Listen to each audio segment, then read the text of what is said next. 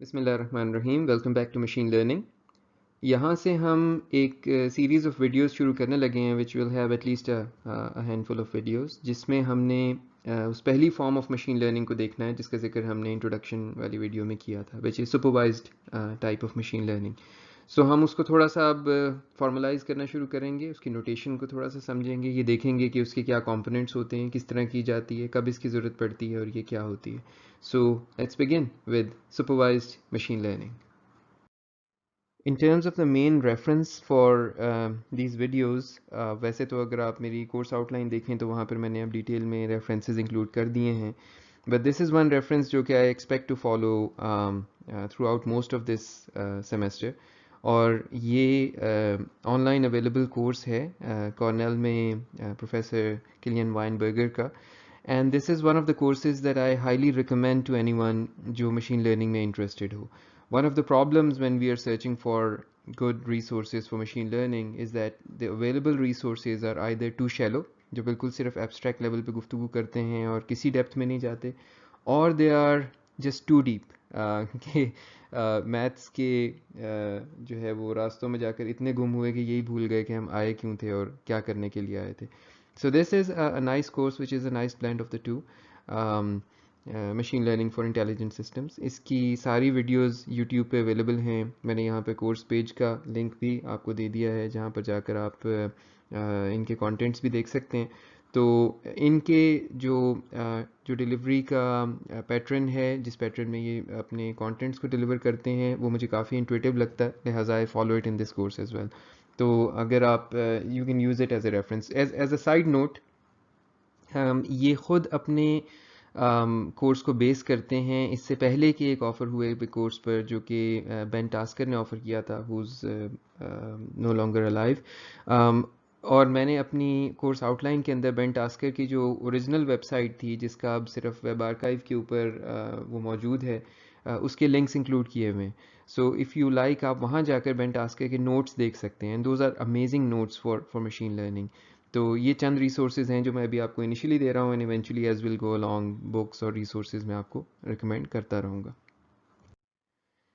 All right जी. So what is supervised learning या what is supervised machine learning? The basic idea is we want to predict the labels for unseen data based on labeled instances. So सिर्फ इतनी सी बात है, आपको पहले से कुछ डेटा ऐसा मिल गया है जिसके ऊपर आपने टैग्स लगाए हुए हैं, और अब उसकी बेस के ऊपर आप प्रिडिक्ट करना चाहते हैं for a new data point कि इसका टैग क्या होना चाहिए. आपने बहुत सी ईमेल्स को स्पैम नॉट स्पैम मार्क किया हुआ है, आप अपने एल्गोरिदम को देते हैं, वो उसको सीखता है, मैपिंग करता है between the inputs and the tags या लेबल्स, और उसके बाद आप उसको एक नई ईमेल देते हैं और वो उसके लिए आपको वो अननोन टैग जो नहीं मालूम वो बता देता है कि इसका टैग ये होना चाहिए. That's the core of machine learning. जो लेबल्ड डेटा की प्रोविजन है, ये सुपरवाइज्ड मशीन लर्निंग की कोर है. अच्छा जनाब, अब मैं यहाँ पर कुछ आपको टर्मिनोलॉजी से आगाह करना चाहूँगा. उसके लिए I just take a simple example. Let's look at this. यहाँ पर हमें एक ये मैट्रिक्स नज़र आ रही है, इसको थोड़ा सा पहले समझ लेते हैं. यहाँ पे आपको instances, so in your columns you have height of a person in inches, you have the weight of the person in kilograms, the blood pressure systolic, ऊपर वाला जिसे हम कहते हैं blood pressure, the blood pressure diastolic, and the उसके बाद इसके ऊपर जो लेबल लगा हुआ है वो ये लगा हुआ है कि हार्ट डिजीज़ इस शख्स को है या नहीं. सो ये पेशेंट्स का डेटा है जो आपके सामने है, और ये ऑलरेडी टैग डेटा है. सो यहाँ पे हमें 7 पेशेंट्स का टैग डेटा मिल रहा है जिनकी हमारे पास information height, weight, blood pressure की है, और ये भी इंफॉर्मेशन है कि इनको सचमुच में हार्ट डिजीज़ है या नहीं है. This is our label data. अगर आप नीचे के 2 रोज़ को देखें तो वहाँ पर टैग्स नहीं लगे हुए. ये वो डेटा है जिसके बारे में मैं टैग प्रिडिक्ट करना चाहता हूँ. So given these same height, weight और ब्लड प्रेशर की इंफॉर्मेशन, मैं चाहता हूँ कि मुझे पता लग जाए, मैं प्रिडिक्ट कर सकूँ कि क्या इनको हार्ट डिजीज़ है या नहीं है. अब यहाँ using this, I hope this very simple example, let me basically define some terms. इन चीज़ों को जो हमारी इनपुट के अंदर आ रही होती हैं, यानी हम एक पेशेंट को जिन चीज़ों के ज़रिए आइडेंटिफाई कर रहे हैं, जिन चीज़ों के ज़रिए उसको कैद कर रहे हैं, जिन चीज़ों के ज़रिए उसकी इन्फॉर्मेशन को क्वांटिफाई कर रहे हैं, उसको हम फीचर्स कहते हैं. ठीक है. सो यहाँ हमारे फीचर्स 4 हैं: height, weight, blood pressure systolic and blood pressure diastolic. ठीक है, ये हमारे 4 फीचर्स हैं. दूसरी चीज़ जो हमें यहाँ नज़र आ रही है वो लेबल है। ये हमारी आउटपुट है या लेबल है, ये जिसको मैं टैग भी कह रहा था। ये वो चीज़ है जिसमें हम इंटरेस्टेड हैं, ये हमारी आउटपुट है। हार्ट डिजीज़ क्या है या नहीं है, हम इस आउटपुट में इंटरेस्टेड हैं। ये जितने आपको इंस्टेंसेस नज़र आ रहे हैं, इन सब को हम इसके फीचर वेक्टर्स कहते हैं। तो यहाँ पे हमारे 4 डायमेंशनल फीचर वेक्टर्स हैं, राइट। फीचर वेक्टर की टर्म आप यहाँ पर यूँ समझें जैसे हम एरे का वर्ड यूज़ करते हैं या जैसे मैट्रिक्स की टर्म यूज़ करते हैं। ये सारी टर्म्स आपस में ऐसे कॉन्टेक्स्ट हैं जिसमें इंटरचेंजेबली यूज़ हो सकती हैं, और ये वही कॉन्टेक्स्ट है। So this is like a 1 dimensional matrix, या इट्स अ 1 डायमेंशनल एरे, या इट्स अ 1 डायमेंशनल वेक्टर, ठीक है। तो इस वेक्टर के अंदर आपके पास ये 4 चीज़ें पड़ी हुई हैं, where each of the dimension, अगर मैं 0 1 2 3 करूँ डिमेंशंस को, इनकी इंडेक्सिंग करूँ, तो 0th डिमेंशन पे हाइट पड़ी हुई है, फर्स्ट डिमेंशन के अंदर जो है वेट पड़ा हुआ है, सेकंड डिमेंशन में बीपी पड़ा हुआ है, और थर्ड यानी इंडेक्स 3 के ऊपर जो है वो इसमें बीपी डायस्टोलिक पड़ा हुआ है, ठीक है। आई hope this is becoming clear. तो यहाँ पे हमारे पास 7 फीचर वेक्टर्स हैं, 7 instances of the feature vectors हैं जो हमारे पास मौजूद हैं पेशेंट्स के लिए, ठीक है। आई होप दिस इज क्लियर। जो चीज़ अब मैंने ये रेड में हाईलाइट की है, this is the label vector, ये आउटपुट का वेक्टर है। इसकी भी जितने जाहिर है, अगर आपके पास 7 इनपुट्स हैं तो 7 ही आउटपुट्स होंगी। इसके अंदर लेबल्स पड़े हुए, corresponding to each index is each patient, each instance, हर इंस्टेंस का आपके पास लेबल है, इसको हम लेबल वेक्टर कहते हैं, ठीक है। ये आउटपुट वेक्टर कहते हैं, ये टैग वेक्टर भी कह देते हैं। इस पूरी की पूरी चीज़ को जिस पर हमने अपने सिस्टम को ट्रेन करना है, इसको हम ट्रेनिंग डेटा कहते हैं, ठीक है। ये वो डेटा है, लेबल्ड ट्रेनिंग डेटा जो हमें मिला है। जब हम अनसुपरवाइज मशीन लर्निंग में जाएंगे तो ये देखेंगे कि वहाँ पर हमारे पास बस सिर्फ ये लेबल्ड नहीं होगा, डेटा तो होगा लेकिन लेबल्ड नहीं होगा, and it would have its own interesting set of questions and interesting set of challenges and interesting set of opportunities. अच्छा, ये ट्रेनिंग डेटा हो गया, और जिस चीज़ का हमने लेबल प्रेडिक्ट करना है उसको हम टेस्ट डेटा कहते हैं। अच्छा, ये ज़रूरी नहीं है कि यहाँ पर हमें वाकई इसका लेबल नहीं मालूम। The eventual goal of machine learning तो यही है कि हम एक अननोन के लिए इस चीज़ को मालूम करें। एक नए पेशेंट हमारे पास आ रहा है, उसका जल्दी जल्दी हाइट, वेट, ब्लड प्रेशर मालूम करें, और उसके बाद जल्दी से हमारा सिस्टम हमें बता दे कि क्या इसको हार्ट डिजीज़ है या नहीं, व्हाट्स द प्रेडिक्शन।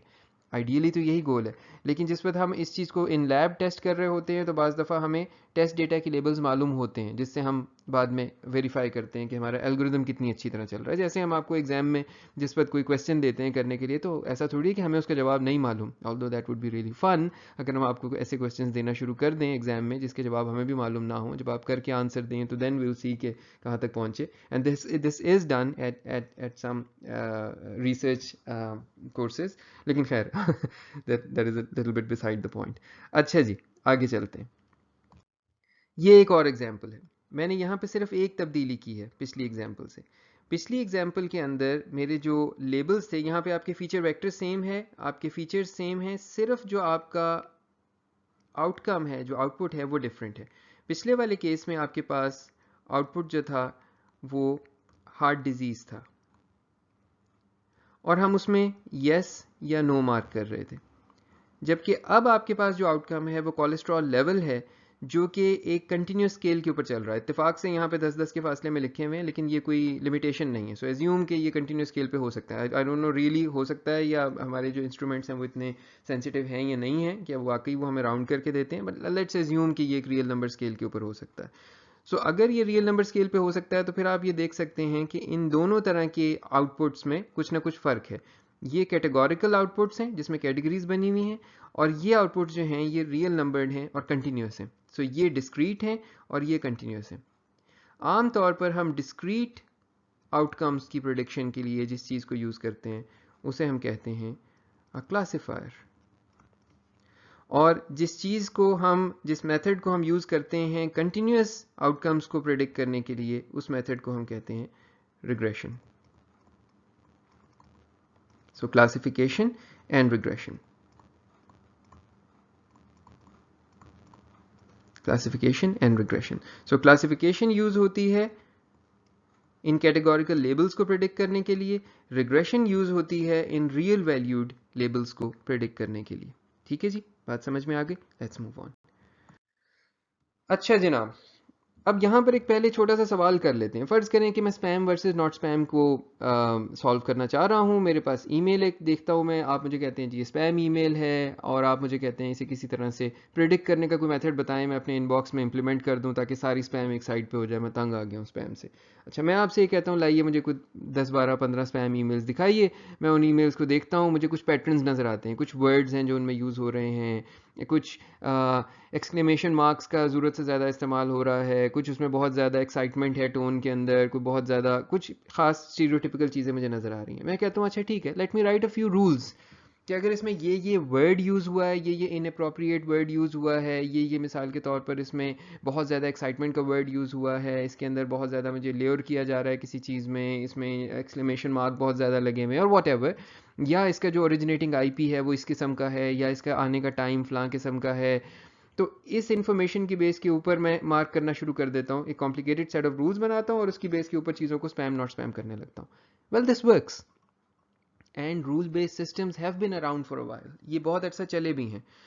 और ये जिस वक्त बहुत अच्छे तरीके से डोमेन एक्सपर्ट, क्योंकि इसके लिए डोमेन एक्सपर्ट चाहिए होता है, you really need to be an expert of spam and not spam, ये 10-12 ईमेल्स देख के नहीं बात बनेगी, you need to be an expert of this, तब जाकर आप वो रूल्स लिख सकेंगे। और वो रूल्स कुछ अरसे तो हो सकता है बहुत अच्छा चलेंगे। द प्रॉब्लम इज़ कि जितनी नई स्पैम ईमेल्स आनी हैं जो उस तारीख तक नहीं आई हैं, उसमें हो सकता है कि सब कुछ बदल रहा हो, उसमें हो सकता है वो रूल्स कंप्लीटली अब वो पुराने रूल्स अप्लाई ना हो। तो ये मेथड जो है ना, ये नई ईमेल्स नए डेटा के ऊपर अडेप्ट नहीं करता। ठीक है, पहला इसका मसला ये है कि ये मेथड स्केलेबल नहीं है। ये एक दफ़ा बना दिया, अब दोबारा अगर नए डेटा के लिए बनाना है तो फिर नए रूल डिफाइन करने पड़ेंगे। दूसरा मसला ये है कि इस किस्म के प्रोग्राम को बड़े आसानी से सर्कमवेंट किया जा सकता है और रिवर्स इंजीनियर किया जा सकता है, बिकॉज फिक्स्ड रूल्स है ना कि इसमें ये वर्ड हो 40 दफ़ा, या ये वर्ड हो 30 दफ़ा, या इसमें एक्सक्लेमेशन पॉइंट्स लगे हुए हों, the fraction of the exclamation marks to the all punctuation marks should be more than 0.3, whatever, इस किस्म के रूल्स लगे हुए हैं, थ्रेशोल्ड्स लगी हुई हैं। तो अब ऐसी चीज़ को सर्कमवेंट करना निस्बतन बहुत आसान है। ठीक है, and then I can go into more details of this, लेकिन ज़रूरत नहीं है इसकी। We just want to understand कि रूल बेस्ड सिस्टम्स क्यों नहीं यूज होते हैं, and one of the biggest problems is the complication in developing such rules, the domain expert which is needed which whose not always available, and then जो कुछ वो बनाकर देंगे अच्छी खासी मेहनत के बाद, वो चीज़ ना स्केलेबल है, ना एडेप्टेबल है, और ना ही आसानी से किसी दूसरी जगह लगाई जा सकती है। मिसाल के तौर पर वो रूल बेस्ड सिस्टम जो आपने अंग्रेज़ी की ईमेल्स के लिए बना दिया है वो उर्दू की ईमेल्स के लिए नहीं चलेगा, वो किसी और ज़बान की ईमेल्स के लिए नहीं चलेगा, और उसके लिए नए सिरे से रूल्स बिल्कुल बेसिक से बनाने पड़ेंगे। ऐसा नहीं है कि आप वो सिस्टम को उर्दू का डेटा दें तो उसके बाद वो उर्दू के ऊपर खुद ब खुद चलना शुरू हो जाए या उसमें थोड़ी सी ट्विकिंग करनी पड़े। ठीक है, अच्छा, इसके मुकाबले में जो दूसरी चीज़ हम यूज़ करते हैं, that is statistical learning. So we try to learn a mapping between an email and its label using past label data. ये है supervised learning जिसकी हमने बात की है। अब यहाँ पर अच्छी बात यह है कि अगर आप इसका मेथड निकाल लें तो इसको बहुत आसानी से नए डेटा पर ट्रेन किया जा सकता है। So the method is completely scalable. जितनी नई ईमेल्स आ रही हैं जो वो नहीं पकड़ रहा, उनको टैग करें और अपने सिस्टम को दोबारा उसकी ट्रेनिंग डेटा में ऐड कर दें, सप्लीमेंट कर दें, और वो अब इन ईमेल्स को भी पकड़ने लगेगा। कोई नए सिरे से ज़ीरो से शुरू करने की ज़रूरत नहीं है।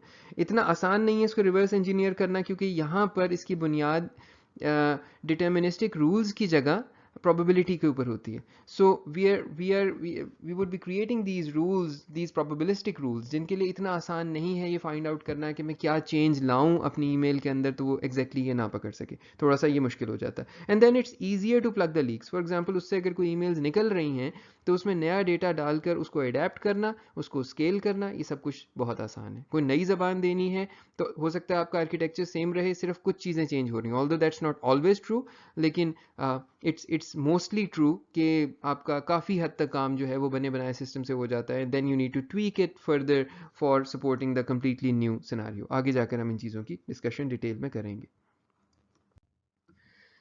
अच्छा जनाब, अब ज़रा हम अपने सेटअप को थोड़ा सा फॉर्मलाइज करते हैं सुपरवाइज लर्निंग के। सो सुपरवाइज लर्निंग में हमारे पास क्या कुछ अवेलेबल है? We have a data set D which is basically a set of these pairs. इस पेयर के अंदर ये जो पहली चीज़ आपको नज़र आ रही है ये मेरा फीचर वेक्टर है, और जो दूसरी चीज़ नज़र आ रही है वो उसका लेबल है। सो फीचर वेक्टर में उसी किस्म की चीज़ें जैसे आप अभी देख कर आए हैं, फॉर एग्जांपल ये अगर पेशेंट्स का फीचर वेक्टर है तो ये इसमें हो सकता है कि फर्स्ट डिमेंशन में हाइट पड़ी हो, और सेकंड में वेट पड़ा हो, और थर्ड में सिस्टोलिक ब्लड प्रेशर हो, और फोर्थ में diastolic blood pressure and so on. और वाई के अंदर ये पड़ा हुआ है फॉर एग्जाम्पल कि हार्ट डिजीज़ है या नहीं है, या मिसाल के तौर पर कोलेस्ट्रॉल लेवल जो है वो एग्जैक्टली कितना है। ये एक instance, 2 instance, 3 instance, up to n instances मेरे पास पड़े हुए हैं। So these n instances make up my training data. This is my data set, not just training data, बल्कि this is my data set, this is my total data set. ठीक है। अच्छा, ये data set आ कहाँ से रहा है? This is a subset of these two classes. So the first, the capital X, और दूसरा the capital Y. इसकी अब हम ज़रा तफसील से बात करते हैं कि हमारी input space क्या है, यानी हमारी feature space क्या है X, और हमारी label space क्या है Y. इसको हम थोड़ा सा मज़ीद इसकी डिटेल में जाते हैं। So D is your data set, X is the D dimensional feature space. So ये आपके पास फॉर एग्जांपल डी डायमेंशनल का मतलब है जैसे अभी आप 4 डायमेंशनल देख कर आए, और यूजुअली हम किसी भी फीचर स्पेस को, किसी भी इनपुट फीचर स्पेस को न्यूमेरिक रिप्रेजेंटेशन में ला सकते हैं। तो यहाँ मैंने इसको रियल नंबर फीचर स्पेस कहा हुआ है, यानी D dimensional real number feature space. तो हम कभी भी फॉर एग्जांपल अगर कैटेगरीज हैं तो इन कैटेगरीज को भी बाज़ दफ़ा नंबर्स में हम इजीली कन्वर्ट कर सकते हैं। Like for example yes no है तो उसको हम 1-0 में कन्वर्ट कर लेते हैं। कोई इमोशंस की क्लासेस हैं, सरप्राइज, एंगर, हैप्पीनेस, तो उसको हम 0, 1, 2, 3, 4 से रिप्रेजेंट कर देते हैं। सो दिस रियल नंबर वाली कंस्ट्रेंट ये कोई मेजर इशू हमारे लिए नहीं है। ठीक है। सो आपका जो फीचर्स हैं वो बेसिकली इस फीचर स्पेस से आ रहे हैं, this D dimensional feature space से आ रहे हैं। ठीक है। xi is the input vector for the ith sample. So you have in this case n samples. So 1, 2, 3, 4, 5 up to n. आपने n लोगों का डेटा इकट्ठा किया है या n samples of data इकट्ठा किया है। हर एक के अंदर आपके पास d डायमेंशनल वेक्टर पड़ा हुआ है इनपुट का, और हर एक के अंदर आपके पास लेबल पड़ा हुआ है। बाय द वे लेबल भी सिंगल होना ज़रूरी नहीं है, the labels also could be multiple. वो ऑब्वियसली सिर्फ उससे होगा ये कि अब अलग अलग उनकी प्रेडिक्शंस होंगी उन दो लेबल्स की, या there are other formations as well जो आगे जाकर कभी जब ज़रूरत पड़ेगी तो डिस्कस करेंगे। And then Y is the label space. इन चीज़ों को अब हमने आगे जाकर और तफसील से भी डिस्कस करना है कि ये फीचर स्पेस किस किस किस्म की हो सकती है, लेबल स्पेस किस किस तरह की हो सकती है। लेकिन अब ज़रा पहले इस बात को ज़रा मुकम्मल करते हैं। So the data points are drawn from an unknown distribution P। अच्छा, अब ज़रा अपनी तवज्जुहात को, कोई भी आप दूसरा काम इस वीडियो के साथ कर रहे हैं उसको थोड़ी देर के लिए छोड़ दें और पूरी तवज्जो के साथ इस वीडियो की तरफ आ जाएं, क्योंकि अब जो मैं बात करने लगा हूँ ये बहुत ज़रूरी है और बहुत समझने वाली है। आपका डेटा सेट डी कहाँ से आया है? ये डेटा पॉइंट्स कहाँ से आए? आपकी एग्जाम्पल के अंदर आपने कुछ पेशेंट से ये डेटा इकट्ठा किया था। अच्छा, आप जिस चीज़ को इस डेटा से समझना चाह रहे थे वो क्या था? वो एक रियल वर्ल्ड डिस्ट्रीब्यूशन थी, लोगों में हार्ट डिजीज़ होने की डिस्ट्रीब्यूशन। और आपके पास सर्टेन फीचर्स थे जो आपने खुद से आइडेंटिफाई कर लिए थे, और उन फीचर्स की बेस पे आप ये जानना चाहते हैं कि कोई ताल्लुक है, there is a distribution of that link between your input and your output, और आप उस डिस्ट्रीब्यूशन को किसी तरह से अप्रॉक्सीमेट करना चाह रहे हैं। अच्छा, क्या हम उस डिस्ट्रीब्यूशन तक पहुंच सकते हैं? ये पहला और सबसे बड़ा सवाल है, और इसका जो जवाब है वो जवाब, अगर आप दो में से एक जवाब दे देते हैं, और वो जवाब हो सकता है कि ये हमारा आखिरी लेक्चर हो, यानी अगर आप वो जवाब दे के कायल कर लें हमें, तो मशीन लर्निंग की फिर ज़रूरत ही नहीं रह जाती। सो मेरा आपसे सवाल ये है कि is there a way for us to know this distribution P in a real world scenario? बेशक पॉज करके थोड़ी देर सोच लें कि वो रियल डिस्ट्रीब्यूशंस क्या होती हैं। आई होप आपने पॉज किया, आई होप आपने सोचा कि ये जो आपके पॉइंट्स एक्स आए और वाई आए हैं ये किसी रियल डिस्ट्रीब्यूशन से आ रहे हैं, क्या हम उस रियल डिस्ट्रीब्यूशन तक पहुंच सकते हैं या नहीं। देखिए, पहली बात तो ये है कि अगर आपको P मालूम हो जाए तो तब आपके लिए Py गिवन X करना कोई मुश्किल काम नहीं है, यानी फिर आप एग्जैक्टली ये प्रोबेबिलिटी कैलकुलेट कर सकते हैं, फिर आपको मशीन लर्निंग के सारे परेशानी में पड़ने की कोई ज़रूरत नहीं है। Then you're done. So if you know P then you're done. But in the real world, do you really think that you can know the distribution of spam emails, for example? Or do you think there is a single distribution that governs all spam emails? For example, मुझे जो spam emails आती हैं वो किस किस चीज़ से impact हो सकती हैं? मैंने कहाँ कहाँ अपना email address दिया हुआ है? क्या मैंने न्यूज़लेटर्स के लिए सब्सक्राइब किया हुआ है या नहीं किया हुआ? क्या जिस जगह मैं रहता हूँ, जिस इलाके में मैं रहता हूँ, उसमें स्पैमर्स का कोई ख़ास उस रीजन में इंटरेस्ट है? क्या मेरे ईमेल एड्रेसेस जिन जगहों पर दिए थे वो सिक्योर थी या नहीं थी, कितने अरसे से मेरा ईमेल एड्रेस जो है वो बना हुआ है, क्या ये भी कल बना है या इसको बने हुए 10 साल हो गए, 20 साल हो गए। ये सारे के सारे फैक्टर्स इंपैक्ट कर रहे हैं उन डिस्ट्रीब्यूशंस को, यानी these factors are changing the distributions of the spam emails that I am getting. Just to remind you what's a distribution, what's a probability distribution, मैंने आपको एक सिंपल एग्जांपल दी थी कि for a fair coin a probability distribution is just के उसके possible events क्या हैं लाइक हेड एंड टेल और उन सब की प्रोबेबिलिटीज क्या हैं। So like in my case there is a distribution of, let's say, nouns in the spam email. There is a distribution of length of words of the spam email. There is a distribution of times जब वो emails मुझे आती हैं. There is a distribution of senders जिनसे मुझे वो emails आती हैं. और ये सारी की सारी distributions या मैं अगर इस सबको मिलाकर एक distribution कहूँ जो कि गवर्न कर रही है मेरी spam email को, इस ओरिजिनल distribution तक पहुँचना हमारे लिए मुमकिन नहीं है. So machine learning की पहली assumption ये लेते हैं कि हम उस real world डिस्ट्रीब्यूशन P को नहीं जान सकते, वरना तो हम यहीं रुक के हम मुड़ जाने की ज़रूरत है, फिर तो आगे जाने की ज़रूरत ही नहीं है अगर इस बात पे हम कायल नहीं हैं। हम उस रियल डिस्ट्रीब्यूशन को नहीं जान सकते, उसे खुदा जानता है, हम नहीं जानते। अब पीछे क्या रह गया? अब फिर अगर उसे जान नहीं सकते तो फिर हम क्या करते हैं? हम उसको, क्योंकि हमने उसे सैंपल किया है उस डिस्ट्रीब्यूशन को, हम उस डिस्ट्रीब्यूशन को एस्टिमेट करने की कोशिश करते हैं। हमें ओरिजिनल नहीं पता, our xi's and yi's are sampled from that distribution. Now इस तरह के फैक्टर्स की हमने कितनी अच्छी तरह सैम्पलिंग की, हमने कितनी ज़्यादा सैम्पलिंग की, इन चीज़ों से हम उस डिस्ट्रीब्यूशन से शायद करीब से करीब से करीब से करीब से करीब पहुंचते चले जाएं। सो आपने 10 पेशेंट्स का डेटा लिया वर्सेस कि आपने 10,000 पेशेंट्स का डेटा लिया वर्सेस कि आपने 10 लाख पेशेंट्स का डेटा लिया। हो सकता है कि इन तीनों में फ़र्क हो कि आप कितना बेहतर तौर पर हार्ट डिजीज़ की प्रेवलेंस की डिस्ट्रीब्यूशन को अक्रॉस दीज फीचर्स एस्टिमेट कर सकते हैं। आपने 4 फीचर्स लिए वर्सेस के 400 फीचर्स ट्रैक किए, हो सकता है इससे कुछ फ़र्क पड़ रहा हो। आपने सारा का सारा डेटा एक ही अस्पताल में बैठ के ले लिया वर्सेस कि आपने सारा का सारा डेटा 4 अस्पतालों में लिया अक्रॉस पाकिस्तान, अलग अलग आपने 4 या 5 जगहों पर लिया, पूरे पाकिस्तान की अलग अलग डिस्ट्रीब्यूटेड जगहों पर, या आपने सारी दुनिया से लिया, आपने सारे मुल्कों के अंदर लिया या सारे मुल्कों के मुख्तलिफ रीजन्स के अंदर लिया और सबको इकट्ठा डील किया या अलग अलग डील किया। इससे हो सकता है कि फ़र्क पड़ रहा हो कि आप उस रियल डिस्ट्रीब्यूशन तक पहुंच सकते हैं या नहीं।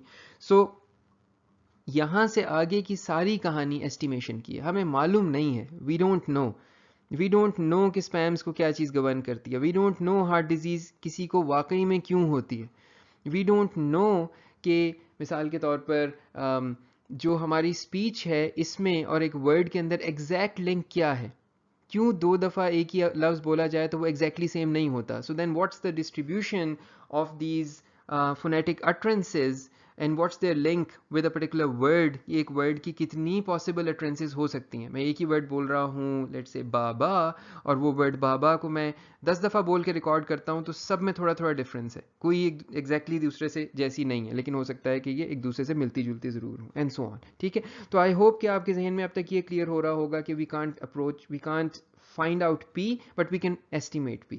अच्छा, so now we want to learn, अब ऊपर की सारी बात के साथ जोड़िए, we want to learn a function h which belongs to again a space of a bigger space, जो फंक्शन हमें मैपिंग दे दे हमारी इनपुट और आउटपुट के बीच में। इस फंक्शन को हम हाइपोथेसिस कहते हैं और इसको इंडिकेट करते हैं स्मॉल h से।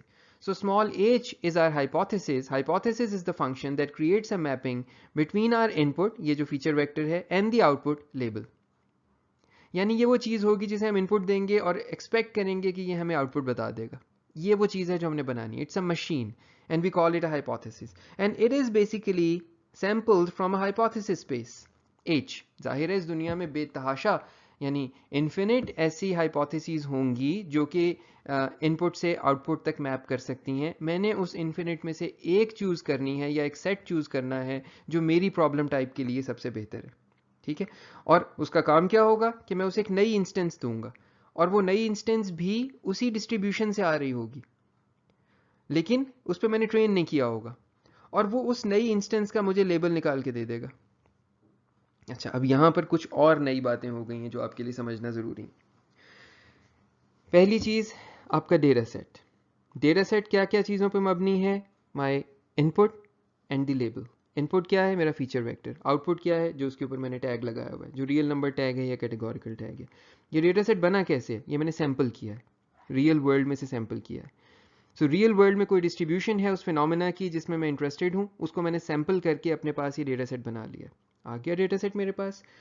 अब इस डेटा सेट से मैंने सीखना है एक फंक्शन जो कि मैप कर रहा होगा मेरी इनपुट को मेरी आउटपुट के ऊपर। So this H is essentially a function of my features. So मेरे फीचर वेक्टर का एक फंक्शन बना जो इनपुट फीचर्स को आउटपुट के ऊपर मैप करने लग गया। ठीक हो गया, वो एच है। ये सब कुछ किस एजम्पशन के तहत चलेगा? इस एजम्पशन के तहत चलेगा कि जब मैं अपने उस ट्रेन्ड एज को, जो मेरा एज ट्रेन होकर आ गया, जो मैं कहता हूं कि मेरे फीचर वेक्टर x से y तक की मैपिंग क्रिएट करता है, यहाँ एजम्पशन ये है कि जो x मैं इसको इनपुट के तौर पर दूंगा ये भी उसी डिस्ट्रीब्यूशन p से सैंपल हुआ हो, ना कि कहीं और से। अब ज़रा एग्जाम्पल की बात करते हैं। नोकिया से ये मिस्टेक हुई थी। So what Nokia back in the days did with their some initial phones, उनके कैमरास के साथ उन्होंने फेस रिकग्निशन का फीचर डाला and they trained their face recognition extensively, लेकिन विद इन द यूएस। और उनके डेटा सेट के अंदर ज़्यादातर कॉकेशियंस थे, यानी गोरे थे उनके डेटा सेट के अंदर। और अब जब वो सिस्टम लॉन्च हुआ तो इट फेल्ड मिजरेबली। उसका मजाक बना कि उसके आगे अफ्रीकन अमेरिकन आकर उसके कैमरे के आगे से गुजर रहे हैं और कह रहे हैं कि look look it can't look at us, I am invisible to it and so on.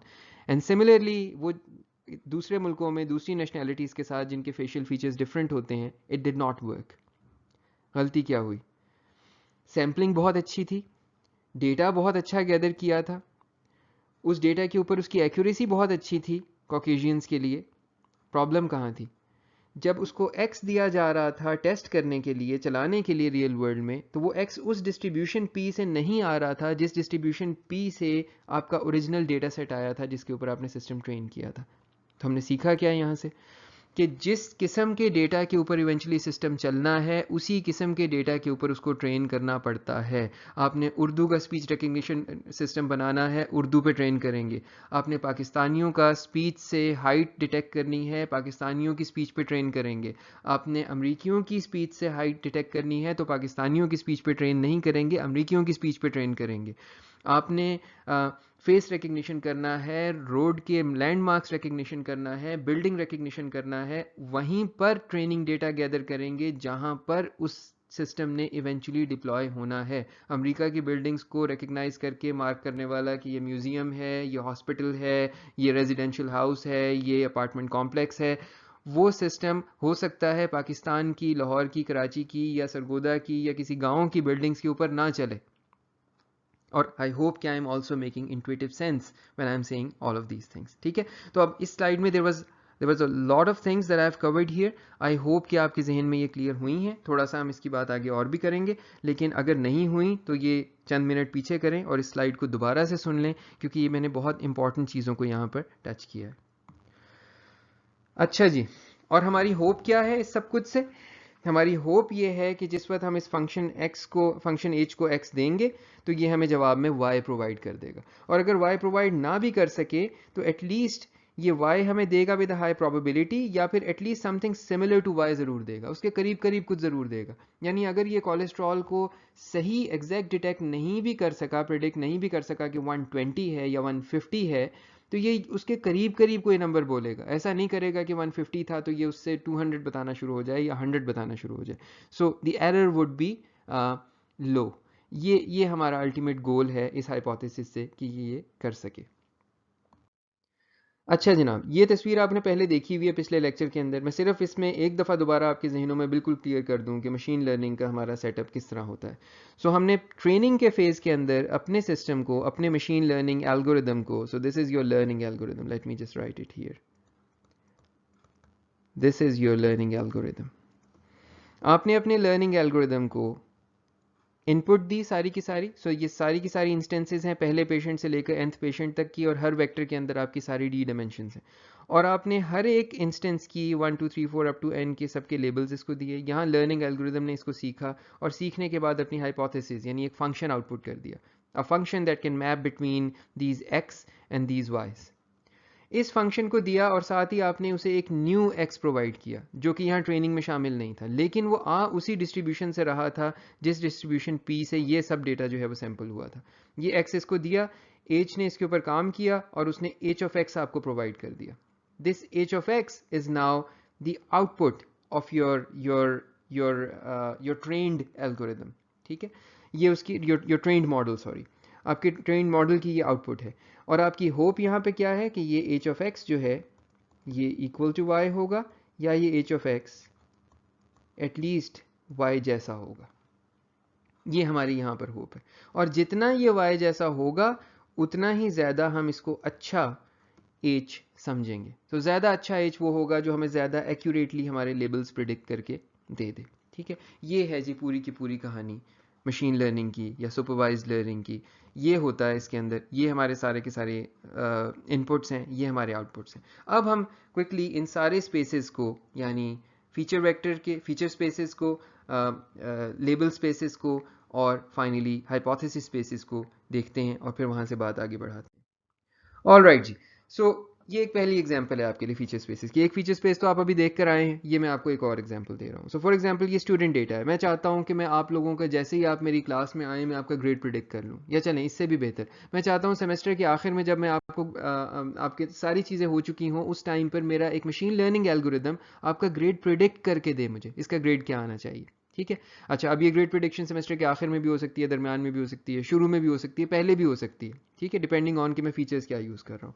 सो यहाँ पे I have this feature vector and this feature vector में जो हर xi है बेसिकली उसको मैंने xi को यूँ डिफाइन किया हुआ है. So this is my vector. मैं कभी कभी वेक्टर को ऊपर वाली लाइन से लिखूंगा, कभी बोल्ड से लिखूंगा. I apologise for the inconsistency in the notation. यहाँ मैंने बोल्ड से लिखा हुआ है लेकिन मैंने इसके ऊपर अभी डाल दिया. सो इस फीचर वेक्टर के अंदर मेरे पास फीचर्स हैं xi1, xi2, xi3 and xid, जहाँ पर where each xij is the value of the jth feature for patient i. ठीक है, सो मेरे पास d फीचर्स हैं. सो हर xij जो है वो jth फीचर की वैल्यू है फॉर द पेशेंट i. सो यानी मेरे पास इसी तरह का जो है वो एक 1 के लिए होगा सारा वेक्टर, और एक 2 के लिए होगा, एक 3 के लिए होगा, और हर एक वेक्टर के अंदर मेरे पास हर फीचर की वैल्यू लिखी हुई होगी. ठीक है, अच्छा, अब ये xj's क्या हो सकते हैं, फीचर्स क्या हो सकते हैं. फॉर एग्जांपल ये आपके, अगर मैंने सेमेस्टर के आखिर में ये काम करना है तो आपके ये स्कोर्स हो सकते हैं या फ्रैक्शंस हो सकते हैं. फॉर एग्जांपल 6 out of 10 है तो मैं 0.6 कहूँ. Fraction of marks in your assignments, your quizzes, your midterm exam, your final exam, your project, your homework, whatever.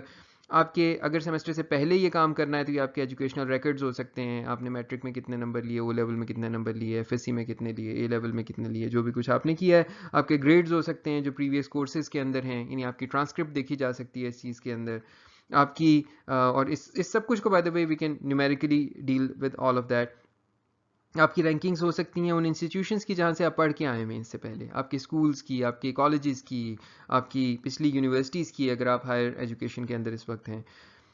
इसके साथ साथ कुछ और इंटरेस्टिंग चीज़ें भी ये फीचर्स हो सकती हैं. फॉर एग्जांपल हो सकता है कि आपका इंटरेक्शन विद ऑनलाइन टूल्स, आपने एलएमएस पे आप कितनी दफ़ा आए हैं सेमेस्टर में, आप कितनी दफ़ा फॉर एग्जांपल जंबील के ऊपर गए, हो सकता है इसका नंबर ऑफ क्लिक्स का कोई लिंक हो आपके प्रेडिक्टेड ग्रेड के साथ. यानी जिस भी प्रॉब्लम में मैं इंटरेस्टेड हूँ उसमें उसके फीचर्स हमें काफ़ी ज़्यादा केयरफुली और काफ़ी ज़्यादा आउट ऑफ द बॉक्स सोच कर निकालने पड़ते हैं. सिमिलरली कितने आपने क्विजेज मिस किए हैं, कितने आपने असाइनमेंट्स मिस किए हैं. This is by the way I told you this is one of the features that I use. मैं इसको यूज़ करता हूँ अपनी एटलीस्ट दिमाग से मैं प्रिडिक्ट करने के लिए कि आपका ग्रेड क्या होना चाहिए.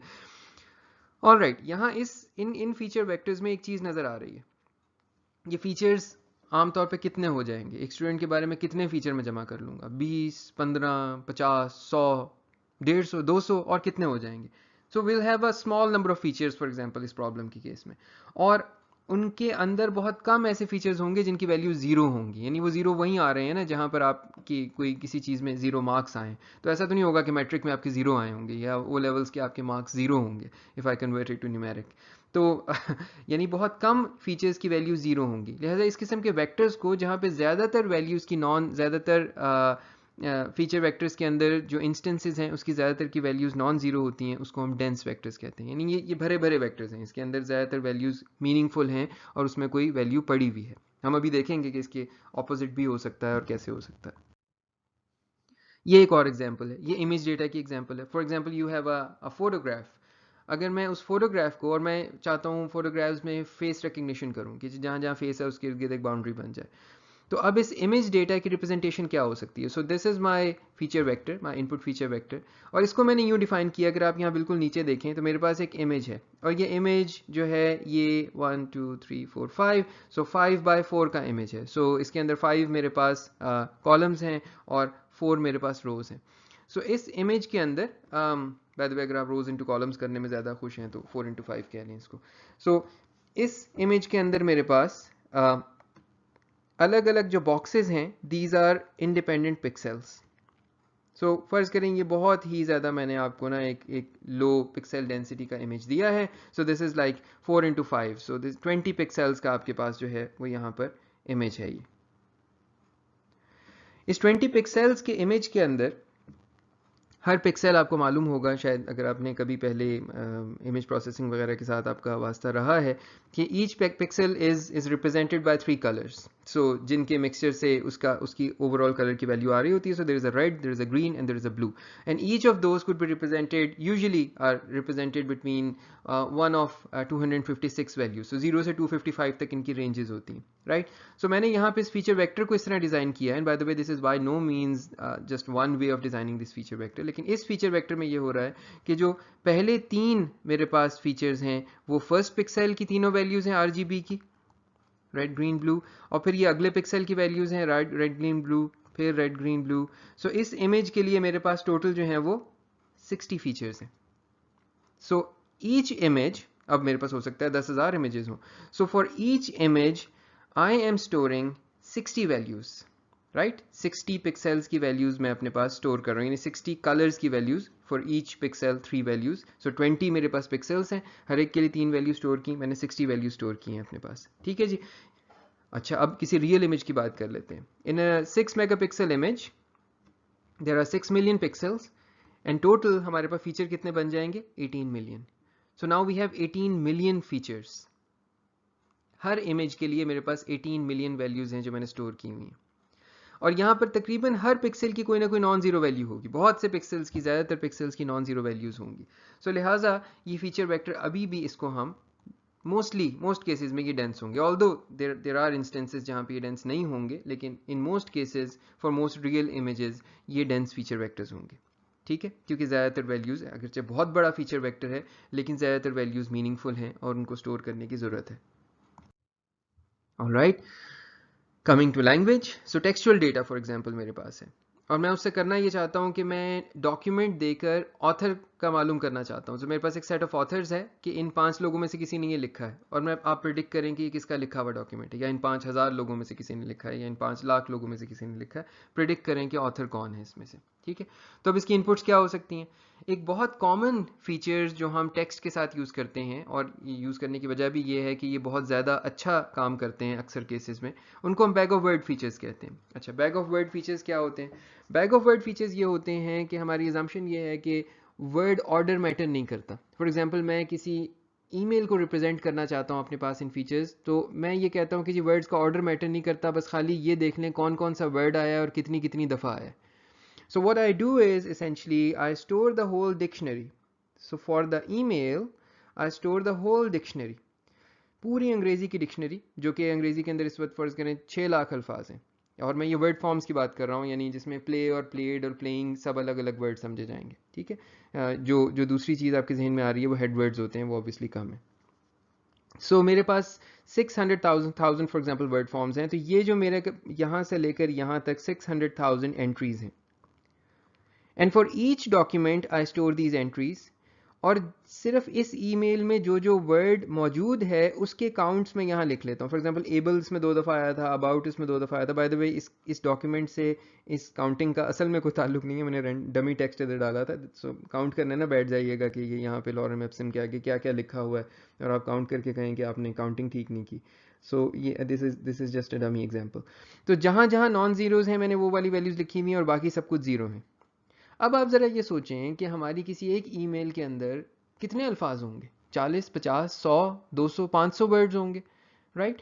तो वो टोटल 500 वर्ड्स भी अगर मैं डिस्ट्रीब्यूट करूं इन 6 लाख के ऊपर तो सिर्फ हैंडफुल ऑफ वर्ड्स होंगे जिनकी वैल्यूज नॉन जीरो होंगी, राइट? और हमारी जो वर्किंग वोकैबुलरी है it's never more than a few thousand words, उससे ऊपर हम नहीं जा रहे होते। तो लिहाजा ये वेक्टर हर डॉक्यूमेंट के लिए ज़्यादातर ज़ीरो होगा। ज़्यादातर words of English for an English document like an email या इवन अ बुक, ज़्यादातर वर्ड्स ऑफ इंग्लिश यूज़ नहीं हुए होंगे, ठीक है? चाहे आप एक अच्छी खासी बुक हमारी कोर्स की किताब उठा लें, कितने अंग्रेजी के वर्ड उसमें यूज़ हो गए होंगे आउट ऑफ दीज 600,000 वर्ड्स। तो लिहाजा इस किस्म के वेक्टर्स को जिनकी ज़्यादातर वैल्यू ज़ीरो होती हैं हम स्पार्स वेक्टर्स कहते हैं। इन वेक्टर्स के अंदर बहुत कम मीनिंगफुल वैल्यूज़ होती हैं और बाकी वैल्यूज़ इसकी ज़ीरो होती हैं। हम बैग ऑफ वर्ड्स यूज़ क्यों करते हैं? बाय द वे यहाँ पे एक टर्म मैंने ऊपर लिखी हुई है।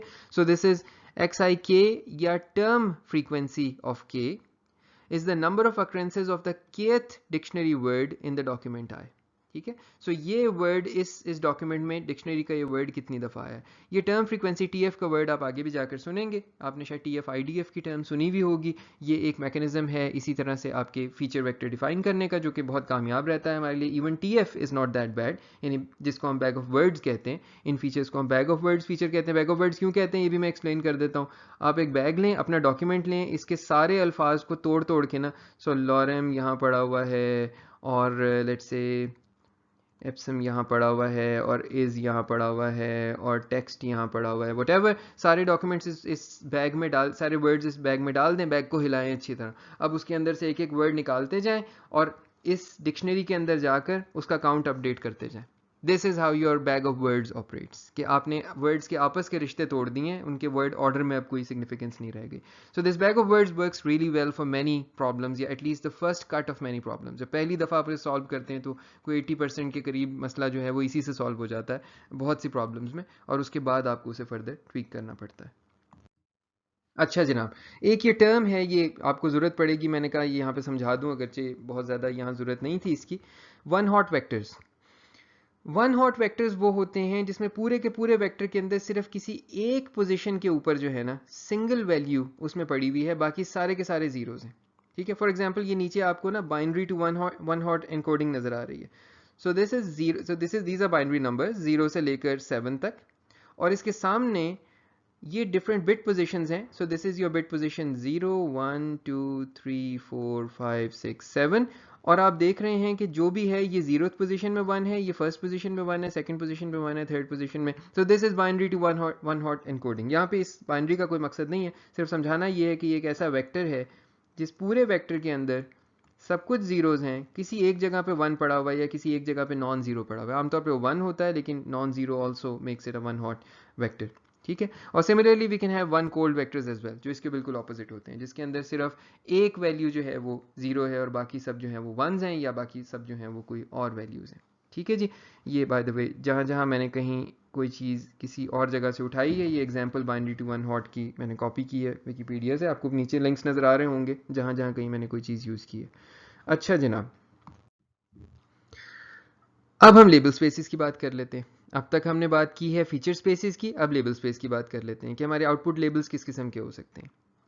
एक किस्म के आउटपुट लेबल्स ये हो सकते हैं जो बाइनरी होते हैं।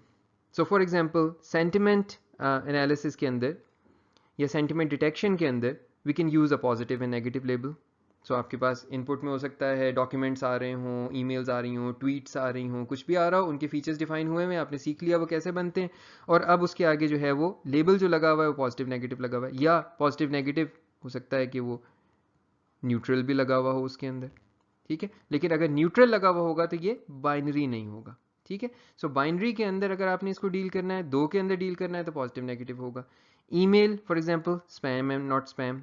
ऑनलाइन ट्रांजैक्शंस फ्रॉडुलेंट या नॉन फ्रॉडुलेंट। फॉर एग्जांपल आपके पास क्रेडिट कार्ड की डिटेल्स आ रही हैं, ट्रांजैक्शन की डिटेल्स आ रही हैं, उनकी बेस के ऊपर आप एक ट्रांजैक्शन को मार्क करना चाहते हैं, ट्रांजैक्शन कब हुई, कितने बजे हुई, अकाउंट होल्डर कहाँ रहता है, ट्रांजैक्शन होने की जगह क्या है, एटीएम पे हुई है या बैंक के अंदर हुई, and so on and so fourth, right? वो इसकी इनपुट होगी और ये इसकी आउटपुट है, लेबल स्पेस है इसकी। ऑलराइट, ट्यूमर मैलिग्नेंट हो सकता है या बेनाइन हो सकता है, कैंसरस हो सकता है या नॉन कैंसरस हो सकता है। सिमिलरली हम बाइनरी को अक्सर किसी भी क्लास से 0 1 या -1 1 किसी भी न्यूमेरिकल नंबर पर ला सकते हैं। फॉर एग्जांपल आपने नेगेटिव क्लास को 0 कह दिया, पॉजिटिव क्लास को 1 कह दिया, तो ये ऊपर वाली सारी इंस्टेंसेस 0 1 बन सकती हैं, या ये ऊपर वाली सारी इंस्टेंसेस -1 और +1 बन सकती हैं। So these arbitrary assignments could always be done, और आप अपने सारे के सारे लेबल्स को न्यूमेरिकल फॉर्म में ला सकते हैं, नंबर्स की फॉर्म में ला सकते हैं। दूसरी जो पॉसिबिलिटी है हमारी, और बाय द वे ये जो ऊपर वाली चीज़ थी, ये बाइनरी क्लासिफिकेशन के टास्क्स में इस्तेमाल होती है। ऑलराइट, एक और पॉसिबिलिटी ये है कि हमारे लेबल्स जो हैं वो मल्टी क्लास हों। मल्टी क्लास का क्या मतलब है? जैसे ये ऊपर मैंने बात की थी कि सेंटिमेंट पॉजिटिव, नेगेटिव या neutral, emotion happy, sad, surprise, angry, इसके अलावा भी हो सकते हैं। Part of speech tags, so for example आप निकालना चाहते हैं गिवन अ वर्ड, मुझे ये बताएं कि इसका पार्ट ऑफ स्पीच क्या है, ये नाउन है, वर्ब है, एडजेक्टिव है, एडवर्ब है, ये क्या चीज़ है, इसका मुझे पार्ट ऑफ स्पीच निकाल कर दें। इस केस में जो हमारे लेबल्स हैं वो set of part of speech tag से आ रहे हैं। अच्छा, इससे भी ज़्यादा बड़ी लेबल स्पेस देखते हैं। मैं वर्ड रिकग्निशन करना चाहता हूँ, यानी स्पीच, लेट्स से मैं स्पीच रिकग्निशन कर रहा हूँ। So given an audio file, जाहिर है इस ऑडियो फाइल को किसी फीचर से रिप्रेजेंट आप कर रहे होंगे। गिवन एन ऑडियो फाइल, आप मुझे बताएं इसमें कौन सा वर्ड बोला गया। फर्ज कीजिए कि सिर्फ कोई एक वर्ड बोला गया, मैं एक ऑडियो देता हूँ जिसमें एक वर्ड बोला गया और आपने मुझे वर्ड निकाल के देना है। This is also a classification task. You are just classifying amongst the 600,000 words of English या the N number of words of Urdu. तो आप सारे के सारे वर्ड्स के अंदर से एक लेबल निकाल कर चूज कर रहे हैं कि ये वर्ड इसमें बोला गया था। ठीक है, अगेन इस चीज़ को भी हम रिप्रेजेंट कर सकते हैं न्यूमेरिकल फॉर्म में। एक बात याद रहे कि जो मल्टी क्लास है ये आमतौर पे वन ऑफ मैनी के केस में डील होती है, यानी इन सब क्लासेस में से एक चूज करें, लेकिन इसमें मैनी ऑफ मैनी भी होना मुमकिन है। ये वो केस होगा फॉर एग्जांपल जैसे इमोशन का, कि इमोशन एक ही वक्त में एक शख्स में काफ़ी सारे इमोशंस के डिफरेंट लेवल्स मौजूद हो सकते हैं, कि वो हो सकता है कि सैड भी हो और एंग्री भी हो, वो हो सकता है कि सरप्राइज्ड भी हो और हैप्पी भी हो। तो इस केस में एक लेबल नहीं लग रहा बल्कि मल्टीपल लेबल्स लग रहे हैं। अब ये कैसे होता है, ये भी मशीन लर्निंग की फॉर्म्स हैं जो हम आगे जाकर देखेंगे, है ये भी सुपरवाइज मशीन लर्निंग। लेकिन ये किस तरह से होती है, this is the many to many वाली प्रॉब्लम्स कैसे सॉल्व होती हैं वर्सेस के वन टू मैनी प्रॉब्लम्स कैसे सॉल्व होती हैं। देखें, बहुत आसानी से अगर आप अपने जहन में सोचना चाहें तो आप ये भी कर सकते हैं कि अलग अलग क्लासीफायर्स जो हैं मुझे ये वाले लेबल्स लगा कर दे रहे हैं, या वन वर्सेस ऑल करके दे रहे हैं कि ये हैप्पी है वर्सेस के कोई और इमोशन है, और फिर और सैड है वर्सेस के कोई और इमोशन है, और फिर जितने लेबल्स इसमें हाई आते जाएं वो निकाल के दे दें। खैर, जब वक्त आएगा तो इनको देख लेंगे, अभी सिर्फ मकसद है आपके जहन में एक थोड़ा सा बीज बो देना कि ये चीज़ें भी मुमकिन है। And then finally another type of label space could be real valued, और ये वो प्रॉब्लम्स हैं जो क्लासिफिकेशन नहीं बल्कि रिग्रेशन से सॉल्व होंगी। फॉर एग्जांपल मैं टेम्परेचर प्रेडिक्ट करना चाहता हूँ, ये सब कुछ कंडीशंस होंगी, साल का महीना ये चल रहा होगा, रीजन जियोग्राफिकल ये होगा, बताइए दिन का टेम्परेचर क्या होगा। आप मिसाल के तौर पर कोई 4-5 फीचर्स एक शख्स के बताकर वेट, एज वगैरह बताकर हाइट प्रिडिक्ट कर रहे हैं, या आप किसी तरह से उसकी एज प्रिडिक्ट कर रहे हैं, या किसी चीज़ की लेंथ आप प्रिडिक्ट कर रहे हैं। सो फॉर एग्जांपल मेरे पास जो है वो एक फसल होगी, उसके अंदर मैंने कोई एक चीज़ उगाई हुई है, वो चीज़ की प्रिडिक्टेड लेंथ क्या होगी गिवन के इतने अरसे से उगाई हुई है, इस टाइप की सब्जी है, फलां चीज़ है, and so on and so fourth. Length क्या होगी, वेट क्या होगा, वेट प्रिडिक्ट कर रहे हैं आप, एक चूहे का वेट प्रिडिक्ट कर रहे हैं फ्रॉम इट्स हाइट और व्हाटएवर। ड्यूरेशन प्रिडिक्ट कर रहे हैं, प्राइस प्रिडिक्ट कर रहे हैं, हाउसेस की शक्ल दिखाकर, तस्वीर दिखाकर प्राइस प्रिडिक्ट कर रहे हैं। All of these are examples of real valued features. Real valued features पे हमने कहा रिग्रेशन लगाई जाती है, क्लासिफिकेशन नहीं होती। लेकिन अगर आप ज़रा गौर करें इस पूरे के पूरे स्पेक्ट्रम पे ऊपर से लेकर नीचे तक, तो आप ये देख सकते हैं कि the only difference here is कि आपका लेबल ऊपर भी लगे हुए हैं, लेबल रिग्रेशन में भी लगे हुए हैं। रिग्रेशन में सिर्फ the label space is continuous, whereas in classification the label spaces are discrete, so categorical spaces हैं, कैटेगरीज बनी हुई हैं, जबकि रिग्रेशन के केस में ये कंटिन्यूस स्पेस है, इसमें कोई भी वैल्यू हो सकती है। सिर्फ ये इतना ही डिफरेंस है, लेकिन हम देखेंगे कि जब इसके एल्गोरिथम्स बनेंगे तो उसमें काफ़ी इंटरेस्टिंग हमारे पास डिफरेंसेस और सिमिलैरिटीज़ दोनों चीज़ें हमें नजर आएंगी। ऑलराइट जी, अब फाइनली आ जाते हैं हम आखिरी चीज़ के ऊपर, हाइपोथेसिस स्पेस के ऊपर। सो हमने फीचर स्पेसेस देख ली, एग्जांपल्स देख ली, लेबल स्पेसेस और उसकी एग्जांपल्स देख ली। Now let's look at hypothesis spaces. अच्छा, हमारी हाइपोथेसिस एच, यानी वो फंक्शन जो मैप कर रहा है इनपुट से आउटपुट तक, वो सैंपल हुआ हुआ एक हाइपोथेसिस स्पेस एच से। In general we can think of this hypothesis space as a space of all possible things जो कि हाइपोथेसिस बन सकती हैं। यानी ये डिफरेंट किस्म के मशीन लर्निंग एल्गोरिदम्स भी हो सकते हैं। सो इसमें डिसीजन ट्रीज भी हैं, इसमें परसेप्ट्रॉन्स भी हैं, इसमें न्यूरल नेटवर्क्स भी हैं, इसमें लॉजिस्टिक रिग्रेशन भी है, इसमें बेस के सारे क्लासीफायर्स भी हैं। फॉर एग्जांपल ये क्लासीफायर्स की हाइपोथेसिस स्पेस है, इसमें वो सब भी हैं और उनकी सारी की सारी किस्में भी हैं। सो जाहिर है परसेप्ट्रॉन एक तरह का नहीं होता, डिसीजन ट्रीज एक ही हाइट के या एक ही एरिटी के या एक ही लेट्स से थ्रेशोल्ड्स के नहीं होते, अलग अलग किस्म के होते हैं सारे। तो एक अंदाज है कि हम ये देखें कि हमारी जो फंक्शन है ये इस पूरी हाइपोथेसिस स्पेस यानी every possible function that could be learn उनमें से कौन सा वाला है। सो हाइपोथेसिस स्पेस को एक यूं डिफाइन किया जाता है। दूसरा इसको यूं भी डिफाइन किया जाता है कि your hypothesis space H can be thought of as a space that contains classes of hypotheses. So for example हम इन सब चीज़ों को अलग अलग classes समझ लें, क्योंकि इसके अंदर for example if there is a class of hypotheses H which is all decision trees या all perceptrons या all neural networks या all support vector machines, तो अब हम ये कह सकते हैं कि an H that belongs to a hypothesis space H1 is basically a decision tree with certain properties. So H1 के अंदर सारे possible decision trees मौजूद हैं और H जो है उनमें से किसी एक को चूज कर रहा है, ठीक है। इसी तरह से H1 के अंदर सारे possible perceptrons मौजूद हैं और H उनमें से किसी एक को चूज कर रहा है, ये एक को रिप्रेजेंट कर रहा है। अच्छा, ये चीज़ें बाय द वे मुझे एक्सपेक्ट नहीं मैं कर रहा कि आपको पता है कि डिसीजन ट्री क्या होते हैं, परसेप्ट्रॉन्स क्या होती हैं, न्यूरल नेट्स क्या होते हैं, बस इसका नाम तो शायद आपने सुना हुआ होगा, लेकिन सपोर्ट वेक्टर मशीन्स क्या होती हैं। आई एम नॉट एक्सपेक्टिंग कि आपको ये चीज़ें आती हैं, ये सब आपको पढ़ानी है। सिर्फ I am just using these names to give you a concept कि the hypothesis space could be thought of as everything, कि इसमें सारे के सारे आपकी चीज़ें मौजूद हैं। और इसको हम अक्सर इस अंदाज से भी यूज़ करते हैं कि इस पूरी हाइपोथेसिस स्पेस के अंदर आपके पास ये H decision trees, H perceptron, H neural networks, ये सारे इसके अंदर अलग अलग क्लासेस हैं और फिर इसके अंदर इस HD के अंदर वो सारी की सारी चीज़ें हैं जो सारे पॉसिबल डिसीजन ट्रीज हैं, सारे पॉसिबल किस्म के परसेप्ट्रॉन्स हैं, यानी सारी किस्म की लाइंस हैं जो लग सकती हैं डेटा को सेपरेट करने के लिए। ये सारे के सारे फंक्शंस हैं जो कि न्यूरल नेटवर्क से सारी प्रॉपर्टीज़ हैं न्यूरल नेट्स की जितने बन सकते हैं neural nets and so on and so fourth, ठीक है। तो ये हम नॉर्मली हम ये वाली इंटरप्रिटेशन आपको लगेगा कि बहुत ज़्यादा यूज़ करेंगे क्योंकि हम क्लासेस के अंदर सर्च कर रहे होंगे कि हमें कौन सी हाइपोथेसिस चाहिए। लेकिन हाँ, आपकी मशीन लर्निंग में आपका काम ये दोनों चीज़ें हैं, क्लास ढूंढना भी है कि एक पर्टिकुलर प्रॉब्लम के लिए कौन सी हाइपोथेसिस क्लास अच्छी है और फिर उस क्लास के अंदर कौन से पर्टिकुलर उसके फीचर्स बेहतर हैं जिसके हिसाब से वो आपके लिए चलेगी, ठीक है। यहाँ पर ये वही चीज़ है जिसकी हमने बात की कि for example H belonging to H decision trees would be the instances of decision trees of different height, arities, thresholds, etc. अच्छा, अब यहाँ एक बात समझना बहुत ज़रूरी है कि जो एक बहुत बड़ा मिसकंसेप्शन है हमारे जहन के अंदर, और मैं अगली लेक्चर वीडियो में भी उसकी कुछ मज़ीद तफसील में जाऊँगा। वो मिसकंसेप्शन ये है कि we think that there is a particular class of algorithms which is superior to every other machine learning algorithm for every problem type. That is a misconception. और ये पहली दफ़ा हमारे साथ मशीन लर्निंग में नहीं हुआ। आज से चंद साल पहले तक, 5-6 साल 7 साल पहले तक हम ये समझते थे कि सपोर्ट वेक्टर मशीन जब बन गई है तो बस सारे मसले सॉल्व हो गए। Everyone in natural language processing in other fields was just using support vector machines. बिल्कुल वैसे ही जैसे आज we feel about deep learning. We think that the deep learning is a solution to everything. Like आपके जहन में होता है कि बस कोई डीप सोल्यूशन लगा दो इसके ऊपर और बस मसला जो है ख़त्म हो गया, आगे कुछ करने की ज़रूरत नहीं है। ऐसा नहीं है।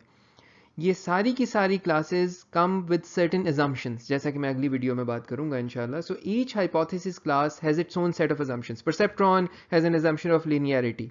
Neural networks has its own set of assumptions. Decision trees has its own set of assumptions about the way the input space could be partitioned. Support vector machines have their own set of assumptions. तो ये सब अपनी अपनी assumptions के साथ आते हैं और जब वो assumptions किसी problem के साथ match करती हैं तब जाकर हमारे बेस्ट रिजल्ट्स आते हैं उस प्रॉब्लम के लिए। सो ऐसा नहीं है कि there is one class of algorithms amongst these which is the best for everything. अगर ऐसा होता तो बाकी मशीन लर्निंग हम बंद कर देते। ऐसा नहीं है। So you need to really, and there is a systematic way of figuring out the particular class of algorithms जो कि एक पर्टिकुलर प्रॉब्लम टाइप के लिए बेहतर होंगी, और उस क्लास के अंदर से फिर जाहिर है आपने जो पर्टिकुलर उसका सबसेट H निकालना है, जो आपने उसके इंस्टेंस निकालना है, ऑब्वियसली उसका तरीका तो हम देखेंगे ही, लेकिन हम ये भी देखेंगे। सो नॉर्मली ये वाला काम ऑटोमेटिकली किया जाता है, H बिलोंगिंग टू H वाला। ये वाला काम मैनुअली किया जाता है, अगरचे इसको ऑटोमेट करने की कोशिश ज़रूर की जा रही है, लेकिन आज तक अभी तक ये काम ह्यूमंस करते हैं। अभी तक हम डिसाइड करते हैं कि इस प्रॉब्लम पे डिसीजन ट्री लगना है या परसेप्ट्रॉन लगना है या रैंडम फॉरेस्ट लगना है या क्या लगना है। तो ये डिसीजन मेकिंग का काम जो हमारा है, इसमें एक आप अपने तौर पर थोड़ा सा पढ़िएगा भी, आगे मुझे अगर मौका मिला तो मैं इसी वीडियो में जिक्र भी करूँगा, नो फ्री लंच थ्योरम का, कि ऐसा नहीं है कि आपके पास जो है वो कोई एक आपने एल्गोरिदम बहुत अच्छा यूज़ कर लिया और उसकी कोई शॉर्ट कमिंग्स नहीं थी. All of them come with their own strengths and yes their own set of weaknesses. तो अब इनके बैलेंस के साथ हम किसी प्रॉब्लम टाइप के लिए चूज़ करते हैं कि कौन सा एल्गोरिदम बेस्ट है. All right, so now I'll be leaving you with these big questions. How do you think we choose our H? The H which belongs to this capital H, चाहे ये hypothesis class है या पूरी hypothesis space है, how do we choose this H?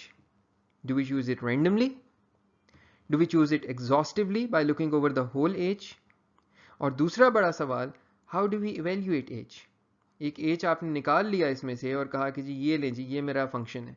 अब इसको कैसे evaluate करना है कि ये अच्छा है या बुरा है? That would be, these two would be the topics of the next video, inshallah. Thank you so much ji. See you in the next video.